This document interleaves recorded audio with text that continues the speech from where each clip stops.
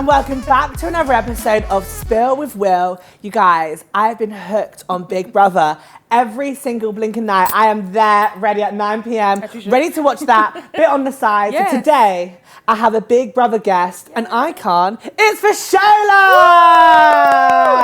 How are you? I'm good. I'm so happy to be here. Thank you so much for coming on. I literally messaged you on the day of your eviction. I was like, whoa. Her account is still on private. And I was like, hey girl, can you please come on my podcast? And I'm so happy you replied. 100%. Because it's been a journey. It's been a journey. How, I want to kind of also, before we get into obviously Big Brother, which is the main topic, I want to know, why did you go on Big Brother? That's a good question. That's what I asked myself. I'm like, what did you do, girl? No, for me, I'm a big fan of the show. I've always been a fan of the show. I've watched it since I was a child. I like, some of the housemates were like, oh, I wasn't born when Big Brother was out. And I was like, oh shit, I was actually, sorry. I'm allowed to swear? Yeah, let's swear. Yeah, a lot of them weren't born when Big Brother came out. I remember watching it with my little family, watching the first few episodes. So for me, it was like a bucket list. Thank you, a bucket list item. But also, I've been ill the last few years. So like coming out of that, I was like, what do I want to do? What do I want to, I just want to experience things. So is it like a nostalgic show that you've always wanted to go on? Yeah. I get that, because it's one of those shows that I think we've all know about. 100%. Since day one, like Nikki Graham, like I've been watching Big Brother since day one. It's like a dream show. Is. Oh, it is. The fact that you made it on out of how many people apply is, you just got to think though, like you're a winner in yourself for even making it on the show. And I just want to also talk about your Crohn's disease. Yeah. Because did you go on the show wanting to raise awareness about it? Look, so when I went in, I thought, what am I? Who am I? Crohn's is obviously a big part of my life. I knew I was going to talk about Crohn's. I have done some things for Crohn's awareness before I went in anyway, just like charity and I do a lot of charity work anyway. Love that. I didn't, it's who I am, I'm the auntie. But no, I didn't know how much of it I would talk about. I didn't know if I'd have a flare. There was so much. Crohn's is unpredictable, and just how unpredictable Crohn's was, I didn't know how much of it I'll talk about. So in there, I spoke a lot about Crohn's because it's your day to day. Having any form of illness, any form of chronic illness, but especially an inflammatory bowel disease, it is going to come up. I had I don't know if you saw it, but I had my little blue, hot microwavable, hot heated pads with me all the time. I was covered in heat pads. I was ill. Okay, you cannot not be ill in there with Crohn's. So it's. That's insane. I won't lie, I don't know if I'm just being blonde, but I had no idea really what it was until, I think I did, but I didn't really understand it just because no one around me has had it. Course. So I really think it's great that you went on the show to raise awareness 100%. Because I think we all you get that education and that awareness. When did you get diagnosed? So I got diagnosed October 2022, but when I say it was a journey, I mean, child. It was a journey. I was back and forth to hospital, stayed in hospital, I was outpatient, inpatient, all sort of patient, and I had doctors, you get the medical gaslighting, I had doctors telling me, well, the first always time, happens, you always hear this. It's ridiculous, like the first time I raised to my doctor, I was under gynecology for years, but the first time I raised it, I was like, I'm having like a lot of symptoms. I'm bleeding every time I use the toilet, every time I open my bowels. It's like constant. It's just like a horror film show, all of them in between. And I remember the doctor saying to me, "Are you sure you know where your bum is?" And I was like, well, yeah. He was like, "Are you sure it's just not a period?" And I was like, no. So I didn't talk about it for years. Anytime I go to the doctor, any other symptoms, I was like, no, I'm fine. And to the point, I was like hospitalized in a really, really bad way. And thankfully, someone just took me seriously, and it just went from there. Wow. And how long was that journey? About 8 years. 8 years. It was about 8 years. It was a long journey. And like the statistics on it is, for women, it takes a lot longer to be diagnosed with Crohn's disease or any inflammatory bowel disease, because at first they want to say it's IBS or you're stressed. And those are all the things they said. They said, you're just stressed, you've got a stressful job, which, yes, I did, but that doesn't mean happen. Why I'm in this much pain. No, it shouldn't happen. And I was losing so much weight, but then I wasn't losing enough weight for them to take it, for it to be a thing. And it just, Yeah. So Crohn's disease, I actually don't really. What is it? Yeah, what is it? Is it periods? No, so it's an inflammatory bowel disease, which means your bowel is essentially, your immune system is essentially attacking itself. Okay. So it's attacking parts of your body. And you can feel that? Oh, you can feel it. And like the bowel is obviously the area in particular that it's, so my small bowel is what's affected. But it impacts everything. So from your hair, your skin, your eyes. Wow. It can impact all of your body, your mouth. So sorry, this is really gross, but no, it's not gross, it's who I am. I'm like learning. So you get mouth ulcers in there. I had Bonjela in my mouth all the time. Oh my God. You get mouth ulcers. That's horrible, because I had brain cells going on. And ulcers were my nightmare. They're so painful as well. They're horrible. And I eat a lot of food, okay? Constantly, and I eat a lot of snacks. But any salty snacks, you know, like Yeah. ouch. So yeah, you get the ulcers. I get hair loss. Skin, like my skin start dry skin. I can't stay in the sun too long, which I really like. So it's been a journey. It's been a journey, and obviously the bowels. So Yeah, and mentally, was that a lot to go through? 100%. Like, it's not easy to have any chronic illness, but in particular, it changed my whole it changed the trajectory of my life. From the work I was doing, I was loving work I was doing, but I couldn't do shift work with Crohn's. I know a lot of people do it, and look, to you. Yeah. For me, I couldn't. It was impacting me so much. I remember going to, I'm going to overshare now, but it's spill with rules. Yeah, I'm going to spill too much. But I remember like on my way to a day shift, and I'm on time, I'm ready, I'm feeling good. My stomach starts to do the thing. And we've all had that thing where your stomach starts to do the thing. You start to get the sweats, but I can get it a lot. So I got the sweats and I was like, ooh. I didn't make it off the bus, let's put it that way. I was in a state. And then you get really emotional about it because like you're an adult and you've just spilt with, and it's not nice, but you cannot control. A lot of the time you can't control it, and everyone's illness is very different. But mine, I have periods of constipation, but then I have more periods of I need to go straight away. Periods of like you've got 5 minutes, maybe less, and you need to go to the toilet straight away. That's quite scary. Oh, it is. That's stressful. Oh, very stressful. So in the house, a lot of what you didn't see was me being like, Big Brother, please open the toilet. Big Brother, please open the toilet. Because you had to go. Yeah, and like on eviction nights, it's a long night. Yeah, because you had to stay in that room, right? You can't sit there for hours. Okay? And obviously what we don't see is, you will see it, but we don't know that we're going live. And obviously, thank God they've muted us, because some of the conversations we had sat on the sofa, you don't want to hear them. Yeah. My mum doesn't want to hear them. So we're sat there in the toilet, everything's locked down, because obviously they need us to be sat there. But I was like, Big Brother, you need to open the toilet. Like, you need to open the toilet because I need to go. Especially like hyper stress, all of those things do impact it as well. And is this something that you live with for life? Yeah. I've got Crohn's for life, so I'm on medication. I'm going to be medicated for life. I did my injections in the house. I've got daily medication I take. And yeah, this is me. As long as my medication works, But is it fine now to live with? Do you feel like you've overcome it, or is it still difficult? It's different. It's a roller coaster. So I'm the best I've ever been with having Crohn's, and I'm the best I've ever been in having any form of, because I've got gynae issues as well, but that's a whole nother topic. But I'm the best I've ever been, and I'm so thankful. Without my Crohn's being under management the way it is, I would never have been able to go into the house. So as I say, when my Crohn's got under management, I was like, you know what? Let's do it. Yeah, raise awareness about it, because I never really understood about it or knew about this depth of what it was like. So yeah, thanks for that. It's debilitating. That's the best, like the only thing I can say about Crohn's is so debilitating. Have you had many people message you about? So many. And people saying they wish they saw more, but what they don't realise, I spoke about it, because people in the house, look, Emily, there's people in the house who, they don't know about Crohn's, and they were like, so what is it? Why do you keep going to the diary room? Why are you doing this? Why is that? And so it was something that we spoke about a lot. Like, why do you have to have an injection? I'm like, okay, so this is you have to explain it. So, exactly. No, but I think it's great. Which I'm happy to, because before I got diagnosed, I knew hardly anything. Mm-hmm. So. I mean, I didn't know anything about it until you came on the show. Yeah, I'm still learning. Right, let's talk about Big Brother. Okay, so can we talk about the day you go in? What was that like for you? Was you anxiety, throwing up? What's going on? So we'll talk about first the day I thought I was going in. Yes, you didn't know she wasn't actually going to go on. No. So on the Sunday, they came to my room and they said, okay, we've got something to tell you. And I was like, I'm not going in the house, am I? And they were like, no, you are, but you're not going in tonight. And I was like, so what? And I was like, first of all, why did you guess that? And I was like, oh, I've just been telling people I'm not going in. I thought it was all a big joke. And I would. They were done with me. They were like, okay, this is not a practical joke. First of all, you are going in. But yeah, they said, look, you're not going in tonight. There's been a twist. You're going to go in tomorrow. I was like, so what? I was like, yeah, you're going in tomorrow morning. They didn't tell me how many people I was going in with. I didn't know anything. All I knew was the house was starting that Sunday, but I was not going in. How did you feel about that? Well, I'm going to be honest. I was sitting there watching Wednesday. I got to episode 4, and I was like, I can't go into the house and leave it on a cliffhanger. So I was quite happy. And I'm not good with crowds, so I'm neurodivergent. And I was already had to psych myself up to face a crowd, walk through a crowd, hear the noise, see the lights and all of that. I would have fainted. Oh, honey. I was like shaking with my little ear plugs there. So I was quite happy to not have to face the crowd, if I'm totally honest. So I probably was the only one who was like, I'm okay with that having a crowd. Yeah. Was that not even more scary though? Because you've not seen the crowd, but when you got evicted, you had to see the crowd. When I walked out, so God bless Cameron K. Honestly, Cameron K. kept saying to me, so Farmer Cam or Pharmacy, he kept saying like, you're gonna be okay. If you go, you're not going, but if you go, just take it slow, breathe. Because he knew about my anxiety, he knew about my anxiety, he knew about my ADHD, and he was just like, look, just take it slow. He was like, the crowd are gonna be there for you. It's a London crowd, like you're gonna be fine. And he just kept talking to me. So we were sitting there, he was telling me about tractors, he was telling me about all sorts, just to like calm my nerves, and that Jenny did help.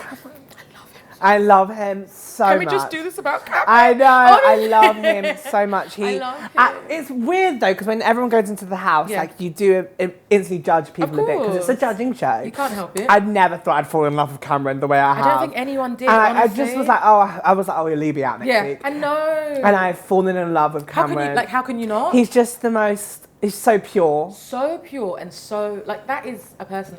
I kept saying to him, you know, you're stuck in my life forever, right? And he was like, oh, you're mine. And I'm like, no. You're stuck in, like, forever. Like, he's just such a good person. And we get on so well, which is obviously lovely to see. But yeah, walking out, I was really nervous about the crowd. And I don't know if you watched it, but I did watch it. Your girls now. But I would be scared if you've been locked in a house for so long and it's the first time you're seeing everyone. That's freaking frightening. That's really scary. 100%. And like, as someone who's watched it for years, I was like, oh my gosh, am I walking out to people hating me? And to be honest, that was probably my second thought. My first thought was the crowds, like just having a crowd there, all these people, all these faces. It's just, the two When you're being evicted though inside the house, when you're in that like little room, can you hear the crowd? No, so you can't. We get fake noise. So we get fake noise, and the only time we hear the crowd is when they say, "Oh, Feyisoula," like when AJ speaks. That's the first time we hear the real crowd. Wow. So obviously, I heard all positives, but you still can't help but think, what is going on? Like, you just, especially when you're new to that version, your brain isn't thinking the way that everyone else is. Probably like everyone's thinking, oh, so you're gonna walk out. My brain was not doing that. My brain was like everywhere. It was just everywhere all at once. So yeah.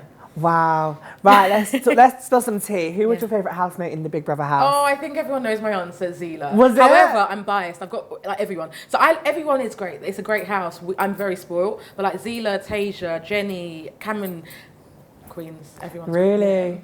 Yeah, you could really. I want to talk about your relationship with Zila. Okay. Because I think over the time it was really nice seeing this friendship blossom.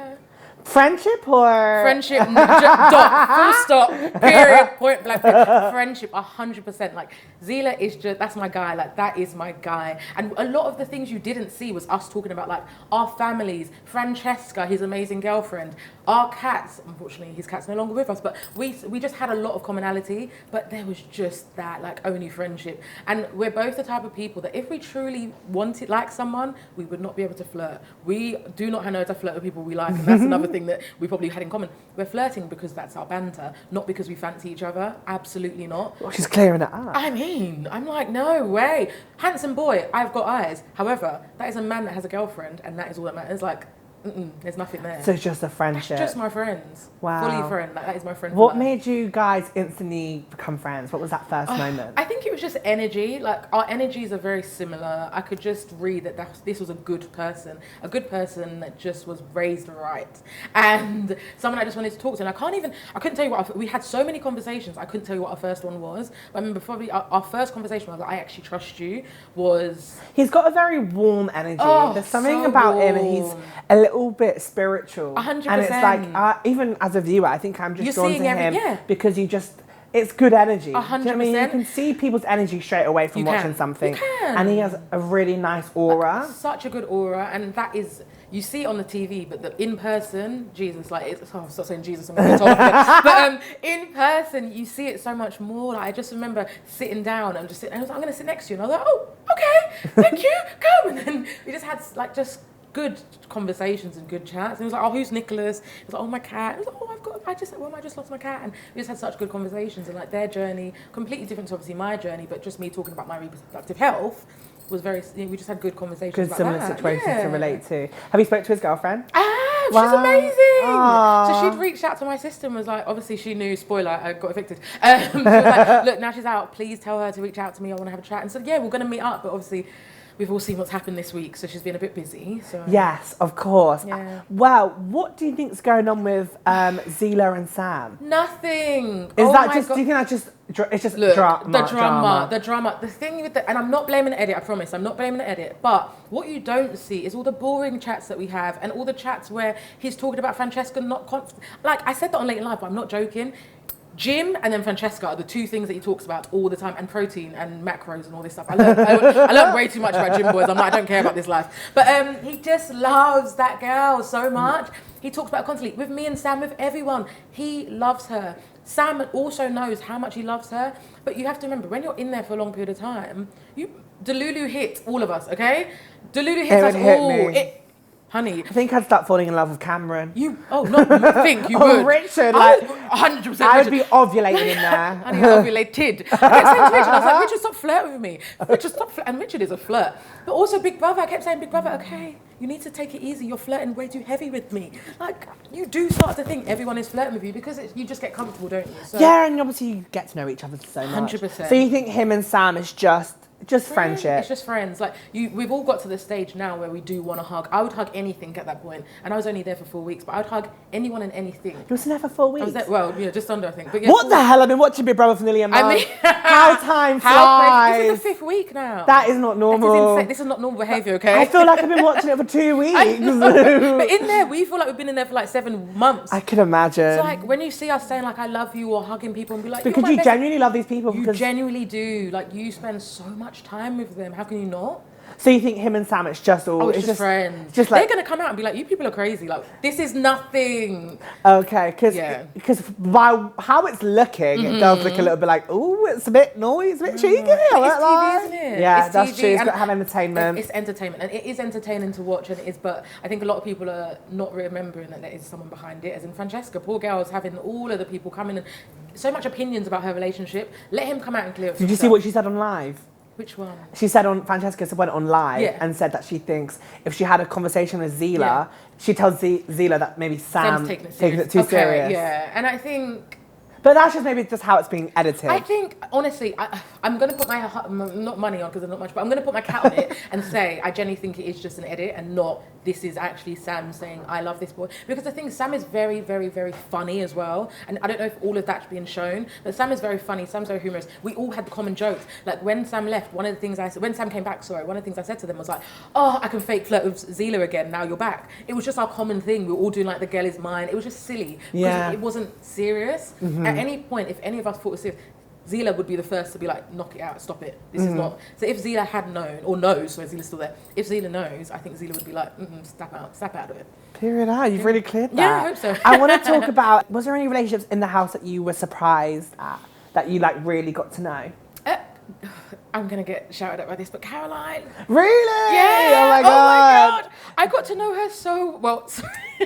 Look, I'm going to stand on. I haven't watched it back. I've been told some of the things that were said. I'm the king. I've been told a few things, but look, I got to know so much about her on such a personal level. Like she shared so much about her journey. We don't see that. This is the thing. And we just see this facade character. You do. And look, I'm not taken away from what you have seen, because obviously you've seen what you've seen, and you can't blame the edit because they can only show what you've said. And I stand on that. So obviously what she said, she obviously would need to stand on when she comes out. But I want to give her the opportunity to raise whatever she needs to when she comes out. One thing I would say is we had so many conversations. Like we were very close, and I stand on that. Her birthday was obviously in the house. I don't know what you saw, as I haven't watched it back. But I knew what she liked. I made her lemon drizzle cake for her birthday, made sure it was gluten-free because we're both gluten-free girlies. So she had lemon drizzle cake, she wanted cottage pie, we made it from scratch, and we had no seasoning. So when I say I made a cottage pie from scratch, you know it worked. Do you know what's killing me? You lot trying to make seasoning out of the Pringles. Try it, because it was the best jacket potato I've ever had. That was Nancy. Nancy was like, you know what?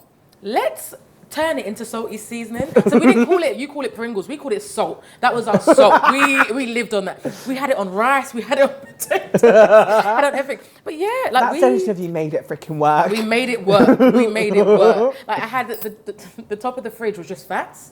Anything we made, I was just like, keep the fat, keep the fat, keep the fat. Yeah. That is going to be seasoning, because we had to. But yeah, we made it work. Wow. How was I saw you on Later Live saying that you really grew close to Marcus. Which you would never have known from watching it. When people said this to me, I was like, what? No one has seen his little, what's he call it? Swan dance. Yeah, I've not even seen it now. He does this essentially constantly. Marcus is probably the second biggest flirt in that house. Well, first of all, it's a flirty house. If I saw Marcus, I think I would be ovulating. I'd be in there like hot. Marcus is a very handsome boy. He is fine. But he is as funny as he is fine. Yeah. The boy is funny. His eyes are amazing. Stunning. But we were very close. Like I remember on our final, I just had a feeling I was going. So on the final day I said, Marcus, I need to speak to you just in case. And he was like, you're not going. I was like, no, I was like, bro, because I used to call him bro, he used to call me sis. Like that was my little brother. We're all siblings in there, I get it, but like he was my little brother, and we spoke so much, and he spoke about his mum's journey, which I'm not going to share his story to tell, but there was so much that we didn't see of Marcus. I mean, not seeing of Marcus. We just see him and Elsa. Look, I can go on to that in a second, but there is so much of Marcus and Elsa individually that you're not seeing. Yeah. They are amazing. Well, we're seeing Elsa speaking to demons. And my girl. She sees shit, and that's okay. I actually believe her. I don't think she's lying. I think, why would you lie about that? And the way she talks about it, obviously you're seeing a short period of what she's saying. I remember we was sitting in the makeup room, or whatever it's called, the bedroom, makeup room. We were sitting in the bedroom, and she was like, there's someone in here. And I was like, sorry? She was like, there's a man in here. Oh. And I'm a very spiritual girly. For me to say I don't believe her would be like, what? How can you, Yeah. a lot of the things you believe. And I think Zila's put it really well. Like, a lot of you believe in Christianity and religion in general. How can you say you believe in religion and not believe in some of the stuff that she's saying? Got a point. Just, I don't want to misquote, but she does see spirits, and she says she sees ghosts and stuff. Does, yeah. Does she always see them in the house? Did she always say when she saw them? She did say, like, she says it when she's comfortable with people. So for her, and this is why I felt a bit sad watching that, because for her to share with these people, she obviously felt comfortable. And like she shared, like, me and Tasia knew about the people in the house. A lot of other people, like Mark. Tasia. Don't make me cry today. But like, she told people when she was comfortable, and yeah. What was it about Tasia that made you so close to Tasia? Because this again was a relationship that I remember when you came out, you was like, look after Tasia, Zila, please. What was it about Tasia? For some people, that was taken out of context as well. People were like, she doesn't need looking after, she's a strong woman. Oh, she is. However, everyone knows, any person knows that when you're a strong character, when you're a strong person, you don't always want to feel strong. You don't always want to have to be strong. And you want to know that you've got someone there that can just be like, you're doing okay, like you're doing okay. Yeah. And that's all I meant. I think we forget she's 18. She is 18. She's 18 and she's so level-headed. She kept saying to me, like, I wish I want to be like you when I'm your age. I said, honey, I wish I was you at your age. Me too. I am not even half as confident as you are at your age. She is a powerhouse. That woman has so much potential in her future, and she's got more potential than so many. She's just, powerhouse. I know. And I think also as well, like, even like her being 18, I wouldn't think she'd be the way she is, because she's so smart. So smart. And the way she speaks in some of the political debates, she knows what she's saying. She knows what she's talking about, which I think, as an 18-year-old, to have your head so screwed on is amazing. And I wouldn't have thought it from watching her VT at the first. I just thought, she's 18, she's going to have fun, she's going to be the crazy one. But she's so level-headed. And I would say she's my winner. She's my winner. Like, she is. This generation are just a different type anyway. Like, the 18-year-olds that we had now, they're not like us when we were 18. Period. And for so many positive ways. And I sit with her so many times, have great conversations. I'll be like, I'm just staring at her. Yeah. Just listening to her. She was like, do you want, I've got nothing to say. Because so when Farida came in and was like, she's following. I was like, no, we're probably following her. There's so many, she's just herself. She's a powerhouse. You can tell she's just literally herself. She doesn't need anyone. She does not need anyone. This was not anyone saying, say this, say that. She has her own thoughts, she has her own opinions, and she's a boss. Like, she can handle herself. Oh, I love her. She's great. She's great. Tasia. So you're surprised. I'm surprised at how much you love Caroline. My thing is, we got on really well. I wanted to make sure. I knew Nancy's birthday was coming up. Everyone in the house was like, Nancy, and I just wanted to make sure we gave the same energy to Caroline, because it's only fair. And we were all, excited for her birthday. So I made her the cake from scratch, gluten-free cake. You're welcome. I made her cottage pie. We made sure she had a good day. We kept going into the diary room. Like, bro, we need extra wine today, please. It's her birthday. And we just made sure, like, what you didn't see is, which I'm surprised this scene did not make it. Oh, God, okay? yeah. So it was obviously all the jokes about how handsome all the boys were. And so we oiled them all up. Period. I was in there. Auntie was spraying them all with my body shimmer oil. And they walked the cake out to her. We made a whole thing about it. It was a massive, massive day for her.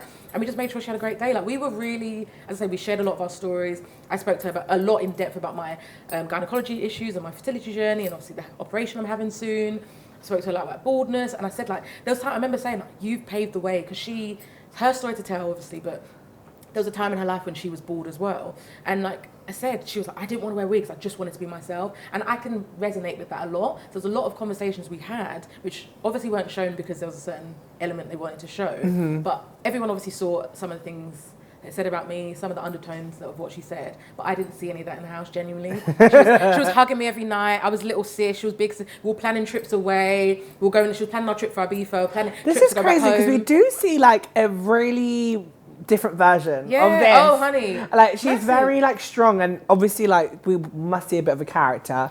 But like, yeah, I'm shocked at this. When I came out and I heard, like, first to hear she nominated me and for the reasons, I was quite shocked that, you know, there was sort of this agenda that I was a powerhouse and I was the head of the house. She was a little bit intimidated. Maybe. I think, look, I get how it comes across. I'm a big character. I'm a, you know, a big personality. But it's not your fault people are drawn to you, though. That's the thing, and it's not my fault. And I never did it, you know, when people say, what was your game plan? My game plan genuinely was to be myself. I watched this show. I get it. You can't fake it for that long. Yeah. And people who have put on all these personas, that cannot feel easy. And people are probably...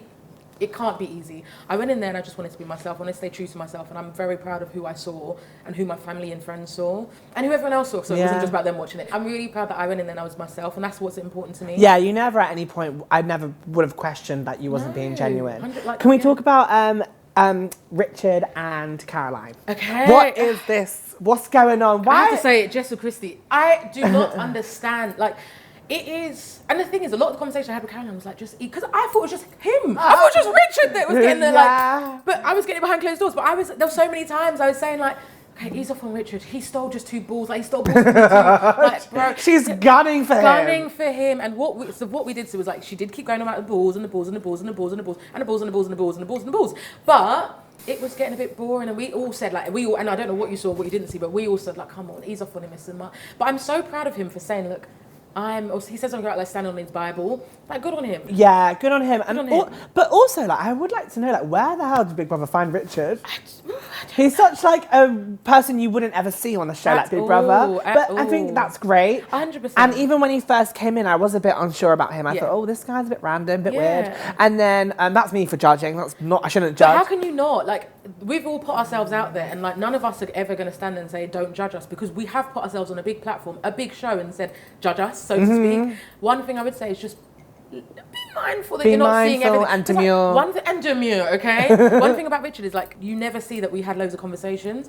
Not every morning, that's not fair because I do like to lie in, but majority of the mornings we had morning chats. He just seems lovely. He is lovely. Like a lovely guy. Lovely guy. Like we had loads of chats. And like one thing that you didn't see was things that he'd said, and I hate telling other people's stories, but he's having a hard, and I think it adds to what is going on now. He spoke about his adopting and stuff like that. It's amazing. A beautiful story, but he's having a hard time. He speaks to his son every single day. He's missed his grandchildren's birthday whilst in the house, so he's having a hard time. When he got the evil snake eye thing? So when he got that was a hard week for him, a very hard week. We all saw it, but living in it, we wouldn't have seen how that would have affected him, because we don't really see an emotional side to Richard. No, but it really affected him. And is that because you had deep chats with him? Like you got to know him? I got to know him on such a deep level. Like we had such good chats. So we'll go into the bathroom. So he obviously woke up really early. Everyone sees him. Okay, let me do this one. So everyone's question to me is, does Richard sleep in his clothes? Yeah, he wakes up and he's ready to... Okay, you ready? Yeah, go on. And he's got his shoes on sometimes.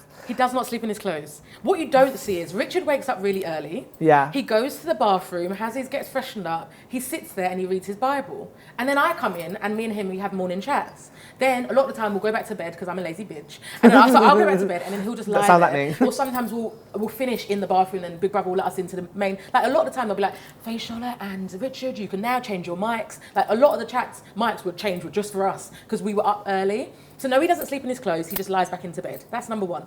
Secondly, we have loads of chats in the bathroom. That week was very hard for him. I'm sure he wouldn't mind me saying this, but in particular, he missed home.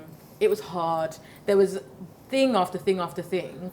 And he said to me, the fun of the experience is losing its light. He said, I'm not enjoying this anymore. And he said the moment he felt that, he wasn't sure how much longer he had. So he never said he wanted to leave, but he did infer that he was probably, if he didn't get evicted, he probably would leave. And we made sure we really turned it around for him to make it. So, but he still wasn't have the best time. So what you didn't see in my nomination, because I want to talk about that. Big Brother, we're in there for a long time. You see, like, how do nominations last 5 hours? Yeah. Because we're in there for a long time. And the only one you probably got was Tate, when Tate got sort of shouted out by Big Brother. Big Brother does that to all of us. Big Brother's like, it's not a good enough reason. You cannot nominate for that reason. Because they do want to make sure that you're doing it for the right reasons. And when I went in there last week and I nominated Richard, I said, because he said to me he's losing his light and he's missing home, he wants to be with his son. He wants to speak to his son. He wants to speak to family. And he's just not having the best experience at the moment. And obviously part of that was, sorry, Caroline. Yeah. Sorry, but he was losing a bit of his light there. So I just said that and they said it's not good enough reason. So obviously I did, the next best thing was the fact that when we do have our conversations, he does look at camera and say, on next episode, you'll find out about this. I've just told you when I was 10 years old, I fell down in the street, or something like quite in depth. And it was quite strange to do that. Yeah. Like, on the next episode, find out more. And he does. It's obviously his humour. Oh, bless him. But bless him. But it's his humour. So I was like, okay, I'm just going to use the next thing. Yeah, I think he's just different to... He's just different to everyone, and I think there's so much joy. And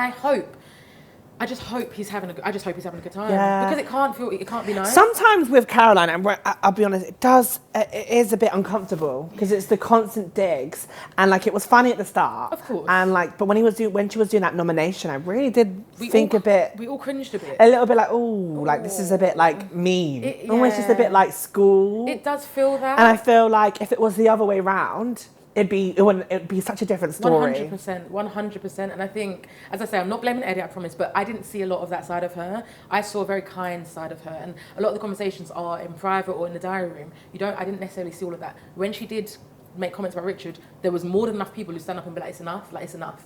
Again, you probably don't see all of that, but we tell it like, it's enough, leave it.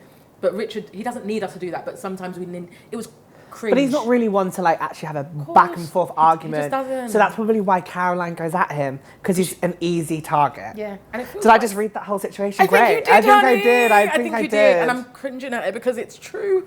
Because she wouldn't do that to Tasia, because Tasia would stand up for herself. Absolutely not. Whereas Richard is very much like one ear out the other. Yeah. That's your opinion and that's it. He lets a lot of things go, which is good. But some of the things he probably shouldn't have, and some of the things we'll see at the rap party. We will see at the rap party. Right, I want to talk about Elsa and Marcus's relationship. Okay. Is that a real relationship? 100%. Do you see that it working on the outside? Yes, 100%.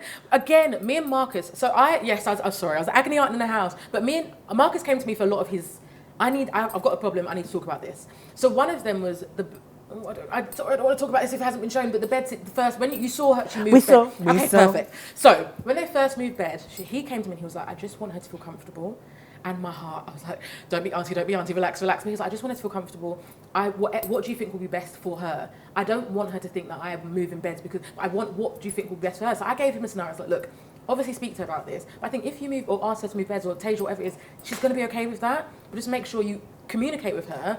Because he's a great communicator, but I just make sure you communicate, and he cares so much. You wouldn't know. About it's crazy because as a viewer watching it, I feel like Elsa likes Marcus more than Marcus likes Elsa. Look, I'm not good at relationships. Okay, however, so I probably should be giving relationship advice to people. However, if he's making it up, then I don't know. He can't for this long. You cannot. And as I say, the in-depth conversations that he's having with other people to try and get advice, like he would come to me and be like, I need some advice, da da da.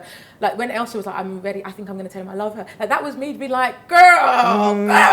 Yeah, I know, I was thinking that as well. Not yet, but he likes her so much. I think we're going to see more of them together for sure. Okay, great. The only reason why I'm questioning it is because he got really annoyed at the fact that he was like, they're only showing this of me, they're only showing me as Elsa's man, like, so that's why I'm like, oh. I get that. And I said to him, because we had a conversation the next day, and I was like, okay, come and have a workout with me and Zila, and we're going to talk after. And he was like, yes, please. And I was like, okay, Auntie's going to give you the truth. Your ego got in the way.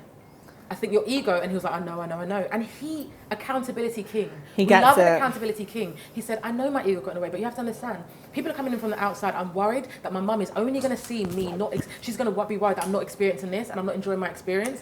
Yeah, they shouldn't have done that. And I was like, because they probably showed a lot more. There's so much. They went in with a storm. It's not nice when, like, obviously you've not seen the outside and you're all being told this. It was a lot. And it's their judgment, not everyone else's judgment. But in that moment, you're thinking it is everyone. Because I don't know what was shown again, because I was just there. But it was like, oh, people have told me to come in the house and say X, Y, Z. People have told me you're all boring and all stuff. And I kept saying to people, don't be performing monkeys. Just be yourself. If we're boring, we're boring. That's on the edit. It's not on us. Because we can only be ourselves. And if that's boring, then so be it. They've got a show to produce and that's not on us to... Do you feel like the producers are involved at all with trying to make drama? Or is it very much like you're in a house and you do what you want? We're in the house and we do what we want. Honestly, there's no... They ain't saying, oh, guys, come on. Honey, it's getting a bit boring. Sometimes I'm asking for it. I'll go to diary room and I'm like, okay.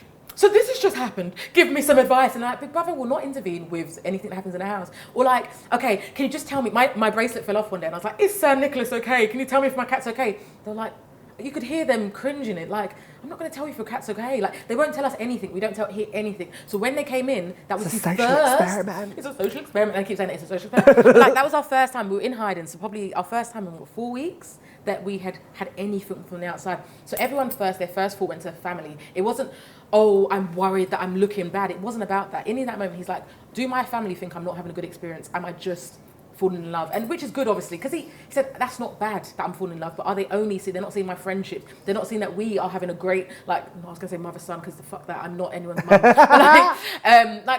we've got a great bond, that him and Tasia have a great bond. Are they not seeing that? Right, I want to talk about this year. I feel like Big Brother has been so blinking political. The conversations in there have been so political. This is what everyone keeps saying, and it's like, but is that just the world we live in? I think, look, I stand on everything is political, okay? Busayo Twin said it best. I'm not going to misquote her, but everything is political. You cannot, look, I could go to the shop and I want oat milk. And oat milk in my coffee is £10, 10p more. Is that not political? Financial, capitalism? Like, everything is political. Why? Everything is political. The fact that I'm having my womb removed, everyone made it political. It's not. It didn't have to be. Everything's so expensive these days. Everything is so expensive these days. Everything's political. Health, NHS wait is 18 months. Everything is political. Like, everything is political. I shaved my head. Everything's political. Yeah. Everything is political. Everything's a debate. Everything is a debate. And in there, was that hard sometimes in there? I'd say no, because we had so much, like 24 hours a day. I'd say 10 minutes of it was a debate. The rest of it was us doing some tomfoolery. Like, yes, you do see debate because it is, I'd say everything is political and everything can turn to that. However, we had a lot of fun and it wasn't all just doom and gloom. One thing I've realised though, with like Caroline, George, and I'm going to maybe put Tate in that bubble as well, from what I've seen recently, with their political views. They're kind of like, when you say something, you can't change their mind. No, do you know what I mean? 100%, 100%. And my thing was, I was not going in there to change anyone's mind. I was not going in there to change anyone's opinion or change anyone's political view. You stand on what you believe in, and I don't care. I think Tasia says it best. You have a sad life. But people who don't want to embrace all these wonderful things about us or culture, then that's sad for you. I feel really sad for you. I agree. I'm going to sit in my happiness. I'm going to sit in whatever culture I choose to embrace and I embrace all the cultures because it's really important to me. Because at the end of the day, we have paved the way for so many people, and people have paved the way for us. So why shouldn't we celebrate that? We talk about protests, but we don't talk about the suffragettes. Like, what are we talking about here? Right, let's do some quick fire Big Brother questions. Do it. Okay, this is going to spill some blinking tea. Okay, so who was the loudest in the house? Oh, Caroline. Oh, Farida took it. Farida took the crown. Farida took it. Mummy Farida took it. When she came in and was like, the Queen has arrived. The Queen has arrived, yes. Who do you think will be evicted this week? Oh. This will be fun to say because we'll find out. I think Farida. Yes. I think Farida's had her time. She's happy. Farida wanted hot tub. She wanted another week off you. Like, she wanted to show people, like, I'm more than just a week. And like, she showed us. She's shown us. Farida and who else? Because it's a double eviction. I keep forgetting it's a double eviction. Oh. Do you reckon Richard? I don't think. But Richard has fans. Richard is love. I don't know. I can't put money on it. It's difficult. It's a difficult one. Okay, who was the biggest flirt apart from yourself? I'm joking. Either Sam, Tate, or Caroline. No. Yeah. Richard. Sorry. Richard is the biggest flirt. Richard would flirt with me all the time. Richard would be like, "Oh, you look gorgeous today." Maybe I'm just deluded. Maybe wanted a bit of you. He was always flirting with me. I was like, "Okay, Richard." Who secretly is the funniest? That we Marcus. Yeah, we don't see the funny side of Marcus. The dance, we don't see that. Marcus is hilarious. Who do you think will win? Cameron K. Yes. Yeah, I think Pharmacy, we call him Pharmacy. Pharmacy, That's his drag name. Pharmacy. I think Pharmacy will win. Who's your winner? Tasia or Zila. Okay, Tasia or Zila. If you could evict one person right now, who would it be? No comment. Okay. Who eats the most? Ooh, it's the gym boys. Between Marcus and Zila. Jesus Christ, they eat too much. How much food do you get in there? We get enough to sustain ourselves, if you know what I mean. But on a basic, we're getting a few packs of rice. They got pasta. We didn't get any gluten-free pasta. Noted. We get a few tins of beans, sweet corn. That's it. That is it. We're missing one thing. Skinny. We got flour, and so we made bread. But So you're making it work. I made bread, girl. I made bread. You're not giving bread in there? No, when we got on basic, no. The basic rations looks awful. Basic rations, thank you. Whoever didn't vote for me, thank you. But no, on economy, we got bread. We got quite a lot of stuff, to be honest. It's just like a lower level, but luxury. Yeah, I can imagine. Was it good? Yeah, 10 packs of crisps. All the packs. Yeah. Who takes the longest getting ready? Oh my gosh, Jenny or Elsa? Who is the most secretive? Oh, Caroline. We all saw that, right? Caroline. Who's the biggest game player? Gameplay does not need to be a swear word, okay? Okay. It can be a good thing. And I think Richard, he's playing a good game, like a really, really good game. He is, the ball game. As like a character, or do you think he's like competitive when it comes to like the challenges? I think a bit of both. I think a bit of both. Richard is, like the ball, what you didn't see was Richard told us all that he didn't know what he was doing when he got the first like 50 balls. He was like, I didn't know what I was doing. He was like, honey, you knew what you were doing. You wanted all the balls. And take it, like there's nothing wrong with that. Take it. Who drinks the most? Caroline. She stole bottles of wine. If you go back, is there anything you would do differently? Absolutely not. No. I'm happy. I'm standing on everything I did. I'm happy. The only thing, can I talk on this situation real quick? Yeah, of course. So the situation with Cameron K, which people are saying I was fat shaming him. Mm-hmm. So the one thing people don't realise is, and I hope he doesn't mind me saying this, but like me and him, and I'm probably going to get in trouble by Big Brother, but we met at the audition.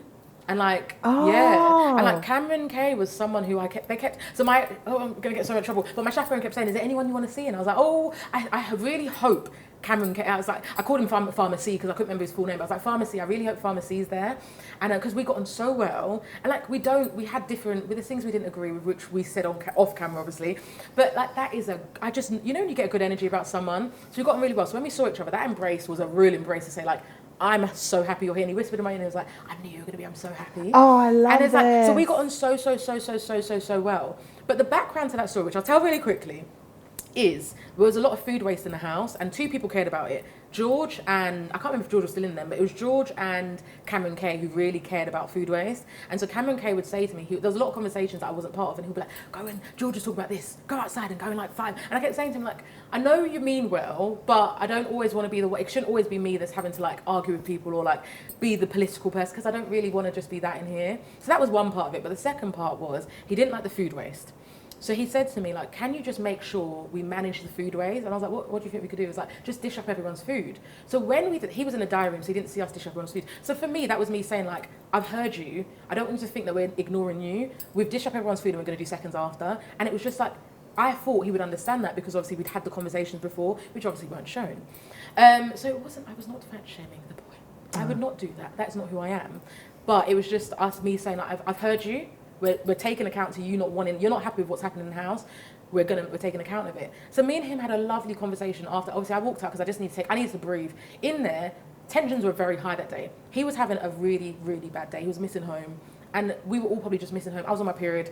Not an excuse, but I was just not in a good place. I was tired. My Crohn's were doing like that. Honey, my bowels were doing all sorts. I was tired. I was out of peppermint tea. I was tired. So on that day, look, it was a combination of a lot of people saying you're so strong, you're so resilient, you're this. And I didn't feel strong in that moment. I didn't want to feel strong. And I walked out and I just took a moment. But straight away I said, look, I don't want Cameron, because some people say, Cameron feels like he upset you. And I said, oh, no, quick, let me talk to Cameron. And before I even spoke to Brother, I spoke to Cameron because I wanted him to know, as my friend, you have not upset me. You have not upset me. But unfortunately, what you've said has been something that just stood on a lot of other things I'm not speaking about in the house. And so we had a lovely conversation about it. And you don't see any of that, obviously, in the house. You see it cut from that, what happened in the table, and we walk away, to us there was a lot of conversations that happened between that. Me and him had a lovely one-to-one. We had a group one-to-one. Then I went into the diary room. I had a couple of cries in there, very ugly cries. But I said, please don't show this, because I didn't want my family to have to see that. Yeah. And I didn't want his family to see that, because I don't want his family to think that he has contributed to me feeling this way, because it was a tiny keg I just wasn't talking. Yeah. My ADHD was ADHD, and I just was keeping everything in. Sorry. So that was like a massive thing. So when we spoke in that room, I had said to Tasia, so another conversation, sorry, me and Tasia, obviously you see an outfit change. I came out the diary room, Tasia and Zila were sitting outside the room, and they were like, look, let's just go and get changed, have a shower. So I had a shower, I got changed, I said, I want to speak to everyone. And they said, you want to speak to the whole house? I said, yeah, I want to speak to the whole house. They said, are you sure you want to speak to the whole house? And I said, yeah, I do. They said, are you sure? And I said, okay, maybe I don't. I said, Big Brother just said to me, speak to who you feel comfortable. Because I said I wanted to leave that night because I just wasn't feeling myself. I didn't want to not be myself in there. And they said, just go back in the house and speak to who you feel comfortable with. So I said, you know what, Big Brother just said this. I'm going to do that. So they said, who do you feel comfortable with? I said, look, just call the usual suspect sort of thing. And I'm going to speak to Caroline. Because as I said, me and Caroline were close. Yeah. So I said, tell Caroline I'm going to speak to her separately. So Caroline knew I was going to speak to her separately. I said, tell Caroline I'm going to speak to her separately. And then tell the boys that I'm going to speak to them one-on-one. It was really hard at that stage to talk to the wolf pack as the wolf pack. I didn't want to do that. But me and Cam and B, we got on. So I was going to speak to him separately. Anyway, and Marcus. Me and Marcus were close from day one. Sorry, I'm trying to tell a quick story. I'm locked in. Okay, you're in. Yeah, I'm in. So I was going to speak to people separately, but obviously I didn't say that. I just said, tell Caroline, because I was like, everyone understand, just tell Caroline I'm going to speak to her tomorrow, or like when I'm feeling better. So everyone was sitting there and was talking, and I said to them, there was things that I'm happy they didn't show, because I was telling them, I went back, why I was in such a bad way. What happened was, in the hotel, something had happened, and it sat in my head the whole time. I've got very internal monologues. I don't talk a lot of things, and I'm not good at being vulnerable. I know everyone saw me cry, but that's not me. I'm not good at that. We didn't see it much. Oh, okay, good. I'm not good at being vulnerable. I'm not good at opening up to people. It's not something I want to do. We saw you as the person that would always be there for others. But we didn't, I guess we saw Zila looking out for you, but we never saw like that vulnerable side of you. I'm quite shocked about that, because that's the most vulnerable I've ever been in my entire life. Cameron K was what people think I was to people. Cameron K was for me, and Zila was for me, and Tasia. There were so many times I was like, okay, you've done all of this for everyone else. Sit on the floor, get grounded, because I like to lie on the floor and get grounded. Yeah. So sit on the floor, get grounded, and just talk about you. So because I hadn't done that the whole time in that house, it's just been about everyone else, making sure everyone's okay. So it all just hit me. I'm taking everyone's trauma, everyone's dumping on me in a good way, because people feel comfortable with me, and I'm happy with that. Yeah. But it was a lot. So that day, I was feeling really vulnerable. I was missing home. I was missing my cat. I was missing my sisters. It was my sister's birthday a few days, and I'd missed my sister's birthday for the first time. So that was really hard for me. So I said, and obviously in that room, I said all that to them. I said, look, something had happened. I'm taking everyone's drama, which I'm happy to do, but we need to think about me as well. I'm just not feeling very strong right now, and I can't. Everyone keeps calling me strong, but I'm not feeling that way. Yeah. So I voiced that. But that's a pressure that I think that sometimes comes. Yeah. You know, they're gonna be like, oh, you're making it about that. But it's unfortunately women, or when it comes to black women, a lot of the time it is that there's that pressure of that you have to be strong. Yeah. And I didn't feel strong that day. It's almost like that Barbie movie. Like you can't be like this, you can be like this, and I feel that way as well a little bit. Of course. And I think that's what it was. And as Cameron understood. We were hugging straight away. Before that, after that, in between, we were hugging. So when Cameron B's apologised for this, and one thing again wasn't shown, that he apologised to me. Jenny told him what for. Jenny told him off and said, what you don't realise is Feyisoula has just been vulnerable for the first time. She said X, Y, Z, like she's opened up, and you ruined that moment. And he came to me and apologised. He wanted to apologise to me that night, but I wasn't ready. And that was on me. The next day, he gave me an apology that I'm so thankful for. I forgive him. In that moment, a lot of egos are high in that house, but I forgave him. And like me and Cameron K, that is my guy. Thank you so much for coming on the pod. Thank you for having me. And do you want to tell everyone where to follow you? Oh yeah, because she's starting socials now. Social media. So my Instagram is at Feyisoula_X, I think. I will add it to this. Yeah, thank you. And I think my TikTok's the same. Yeah, we're gonna make her second TikTok. We're gonna get it done. Honestly, me on TikTok, as I call it, it was like seeing an auntie on TikTok. It's embarrassing, but I'm trying. Be kind to me. Oh, thank you so much for coming on the pod. Thank you for having me. We shall see you in the next one. Bye, guys. See you. Bye.